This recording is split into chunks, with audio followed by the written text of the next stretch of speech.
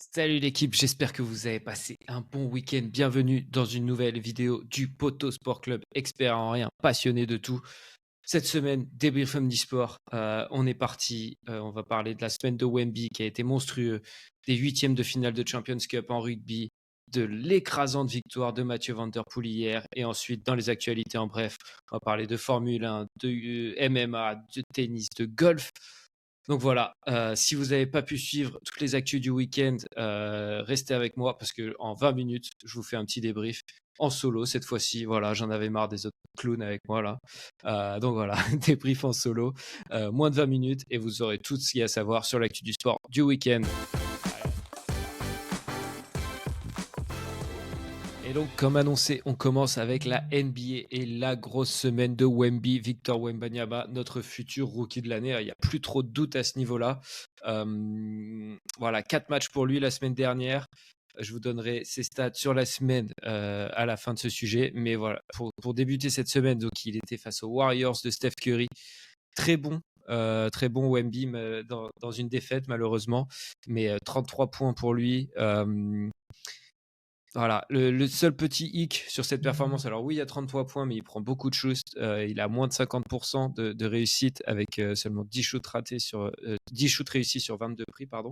Et à 3 sur 10 à 3 points, ce qui peut être son petit défaut si on va chercher la petite bête dans cette saison rookie de Victor.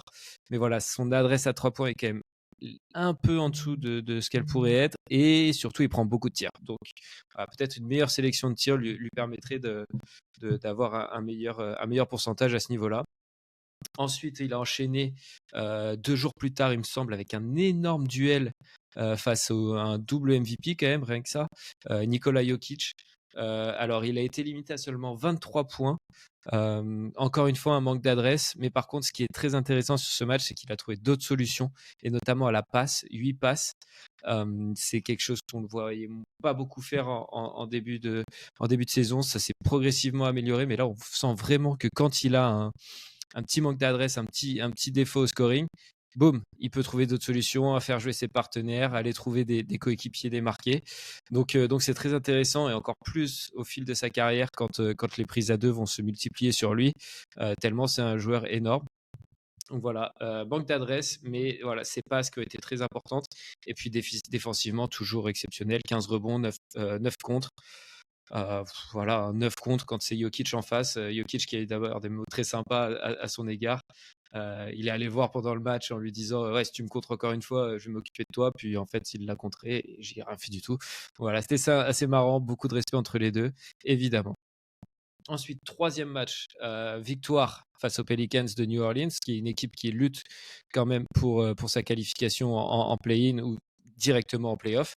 Donc voilà, très, très, très belle victoire. Petit match au scoring avec 17 points, mais encore une fois, 9 passes. Donc c'est encore une fois très intéressant qu'il trouve des solutions quand il n'est pas à droit comme ça. Et enfin, hier soir, dimanche soir ou samedi soir, pardon. Défaite en double prolongation face aux Sixers, mais il a été tout simplement exceptionnel. 33 points, 18 rebonds, 6 passes et 7 contre. Voilà, un match qui a été extrêmement serré. Les Spurs qui ont été devant une grande partie du match, qui se sont fait rejoindre par les Sixers, qui ont retrouvé leur MVP, Joel Embiid, après 2 mois de blessure, même s'il était au repos hier soir, et qui redevient un contender très sérieux, attention. Mais voilà, pour Wemby, les Spurs mènent quasiment tout le match et au final s'écroulent un peu en fin de partie. Ils ont des occasions pour remporter le match au buzzer, ils ne les mettent pas.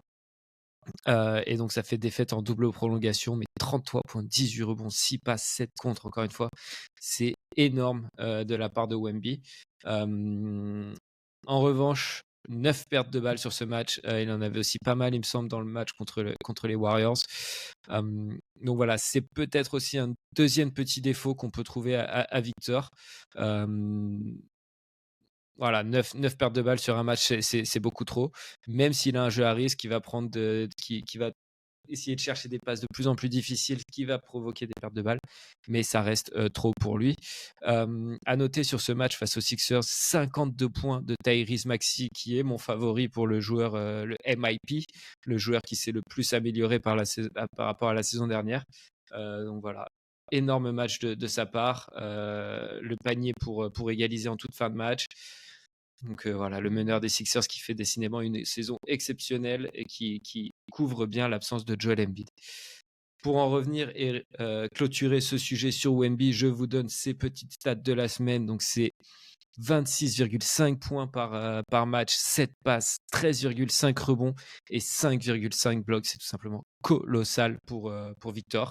Voilà, c'est des stats de First Team All NBA. Honnêtement, c'est le 5 majeur de la NBA. Je pense qu'avec ces stats-là, il peut y être.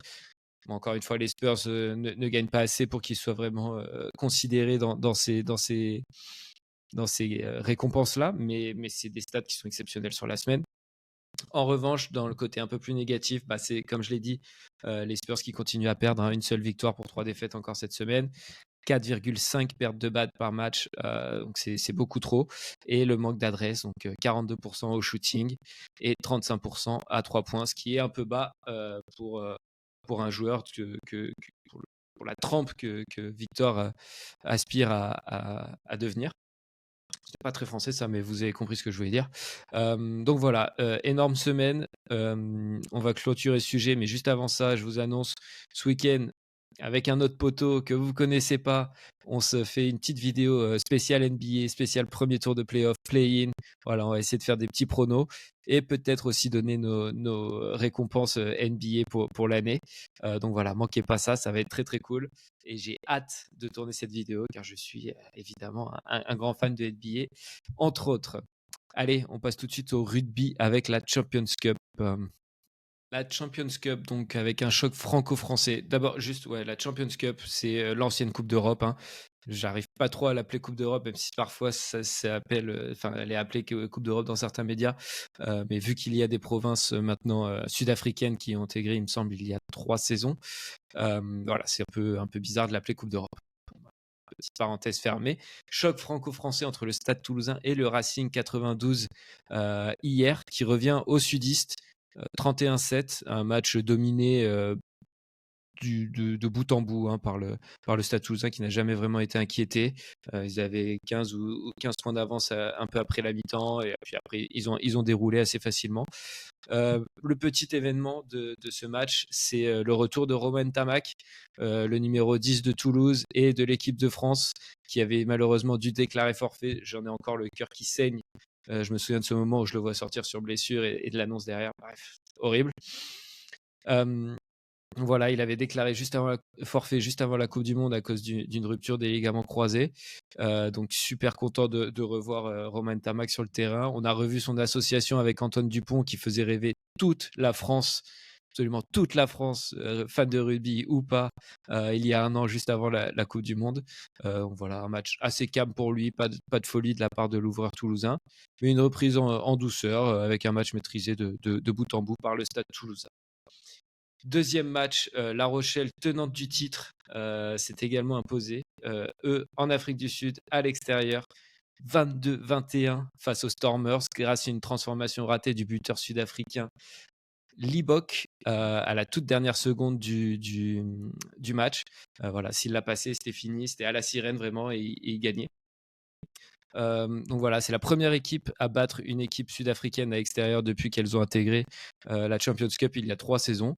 Bon, ça ne rendra pas la Coupe du Monde, mais on prend quand même, ça fait toujours plaisir, même si ça ne nous rendra pas la Coupe du Monde. Et le fait que ça soit Libok qui ait raté la dernière transformation, écoutez, il faisait partie du groupe sud-africain, petit chais. Voilà. Et enfin, dernier club français qualifié pour les quarts de finale, c'est l'UBB, l'Union Bordeaux-Bègles, grâce à une victoire face au club anglais des Saracens, 45-12. C'est donc un 3 sur 4 pour les clubs français sur ces huitièmes de finale de Champions Cup avec l'élimination du Loup face à une autre province sud-africaine. Voilà, dernier sujet un peu à la une. On va parler de cyclisme avec Mathieu Van Der Poel qui a écrasé la concurrence sur le Paris-Roubaix hier.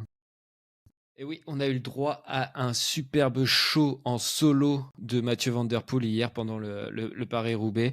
Il remporte donc pour la deuxième année consécutive cette course, la classique française, après un raid impressionnant de 60 km.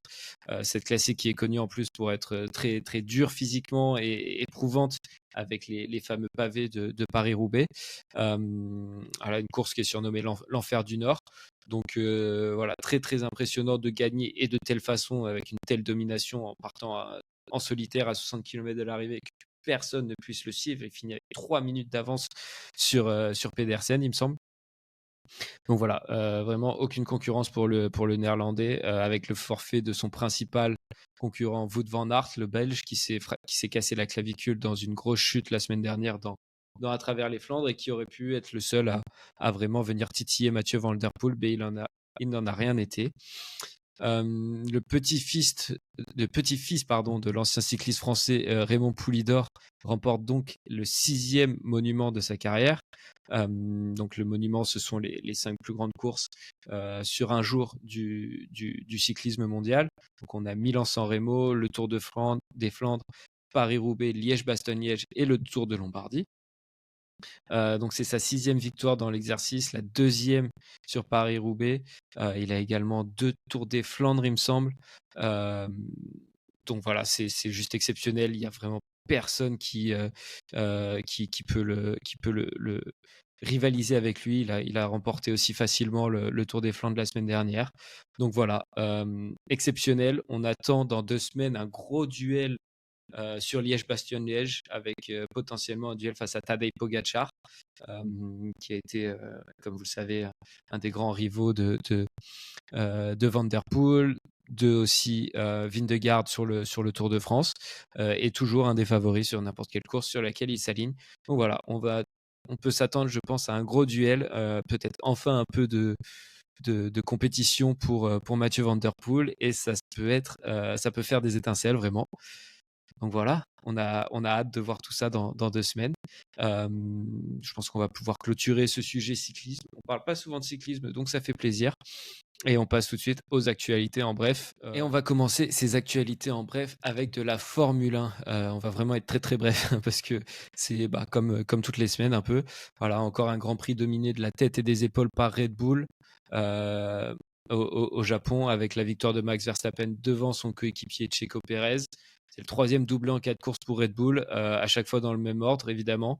Mais voilà, Red Bull qui assoit encore un peu plus sa domination. La seule fois où ils n'ont pas gagné, où ils n'ont pas fait le doublé, c'est quand Max a pété sa voiture en Australie. Donc voilà, hein, s'il n'a pas de coup de malchance avec la voiture, il gagne, et il gagne assez largement, malheureusement. Malheureusement pour le suspense, évidemment. Dans la course des autres écuries, on va les appeler comme ça, Ferrari confirme qu'ils sont bien la 2e force du paddock en ce début de saison.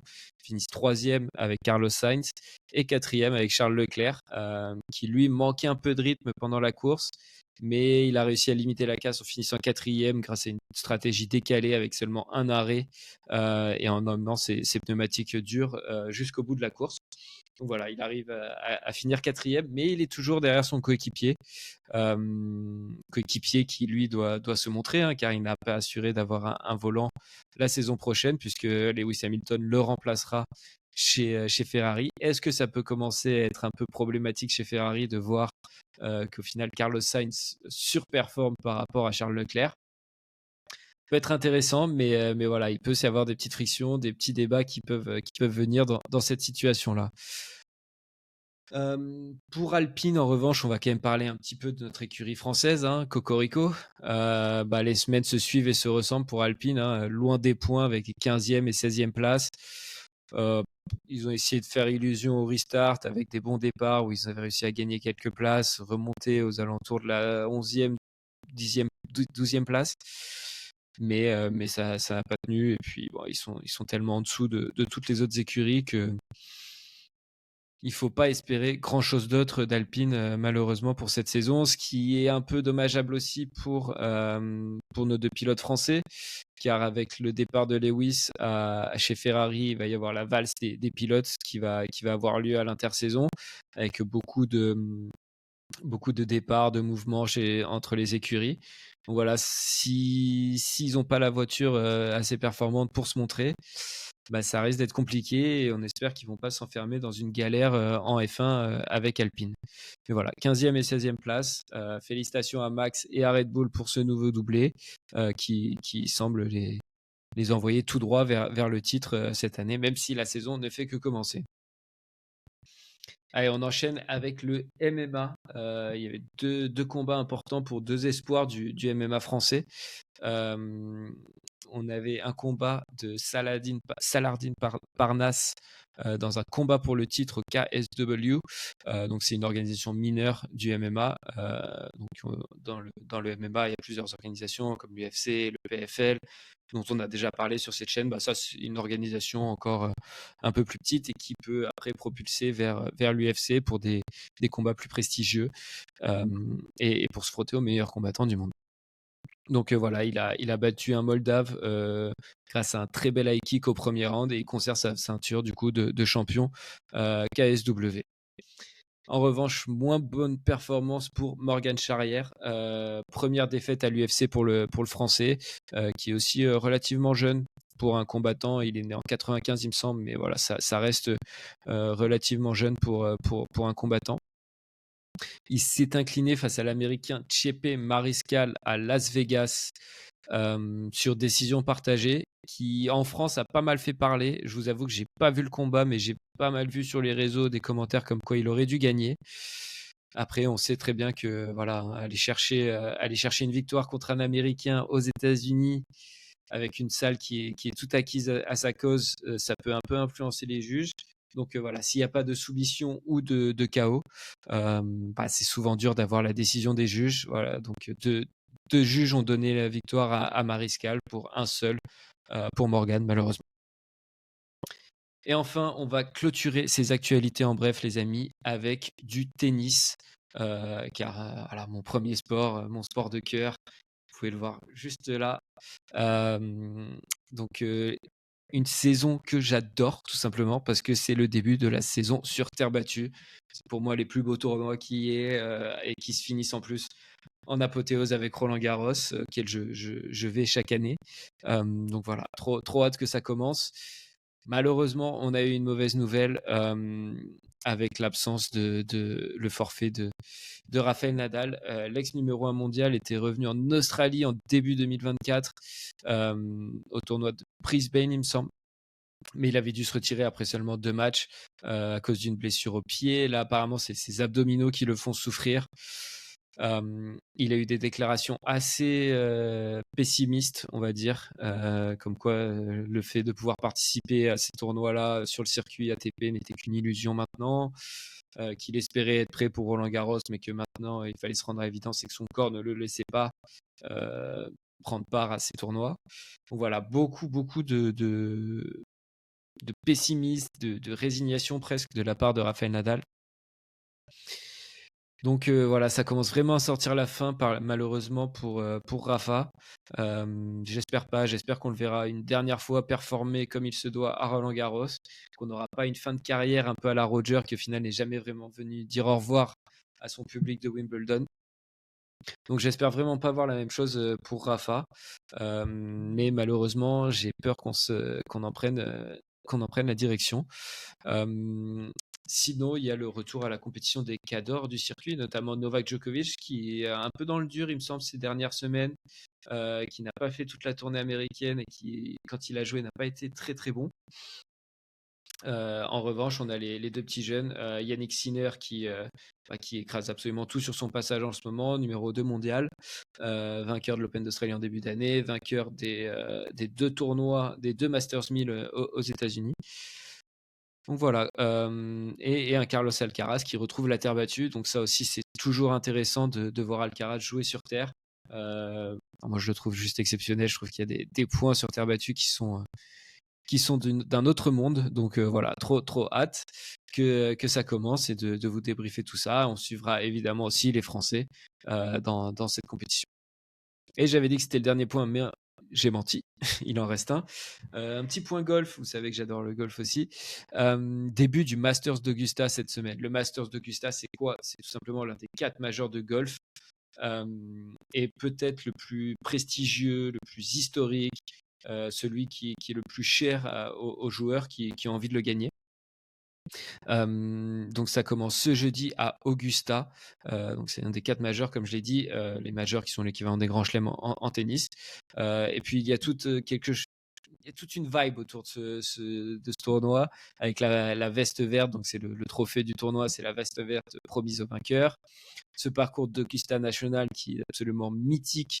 Et c'est d'ailleurs le seul des 4 majeurs à toujours être joué à Augusta Nationals, alors que les autres changent de parcours chaque année. Avec cet Amen Corners qui sont les trous 13, 14, 15, il me semble, où beaucoup de joueurs ont vu leur chance s'envoler, leur chance de victoire s'envoler.